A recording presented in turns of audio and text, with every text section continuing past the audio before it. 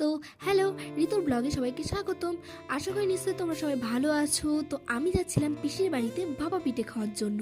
যেহেতু অনেকেই অনেক রকম পিঠে পছন্দ করে, কিন্তু আমি পিঠের মধ্যে শুধুমাত্র পছন্দ করি ভাপা পিঠে। তো তাই যাচ্ছিলাম পিসির বাড়িতে ভাপা পিঠে খেতে। যদিও আমি একা যাচ্ছিলাম না, আমার সঙ্গে দিদি যাচ্ছিল, দাদা যাচ্ছিল, তো সবাই মিলে যাচ্ছিলাম ভাপা পিঠে খাওয়ার জন্য। তো পিসি বাড়িতে গিয়ে দেখি পিসি ভাপা পিঠে বানানোর জন্য কত কিছু শুরু করে দিয়েছে। ভাপা পিঠে বানানোটা প্রচুর খাটনির কাজ। তো আমি যাওয়ার পর পিসি বললো একটু নারকেল কুড়িয়ে দে, যে আমি কারণ আমি টুকটাক একটু নারকেল কুড়াতে পারি।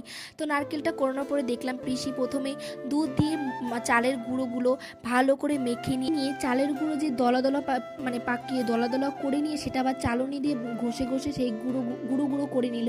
তো তারপরে একটা বাটিতে সেই চালের গুঁড়ো, মানে প্রথমে মশারি দিয়েছিল, মশারি দিয়ে তারপরে চালের গুঁড়ো, নারকেলের কুড়োনো সেগুলো দিয়ে, তারপরে ছোটো ছোটো গুড় কেটে দিচ্ছিল দিদি, সেইগুলো গুড়গুলো দিয়ে তার ওপরে আবার চালের গুঁড়ো নারকেল দিয়ে ভালো করে সেটাকে বেঁধে নিল।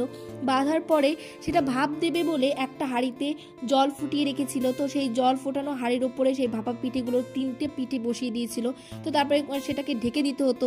সেটা ঢেকে দেওয়ার পর খানিকক্ষণ ভাপানোর পরে তৈরি হয়ে গেলো ভাপা পিঠে। দেখতে কত সুন্দর হয়েছে, আর আমি তো খেতে খুবই ভালোবাসি। তো আজকের মতো এই পর্যন্তই, বাই বাই।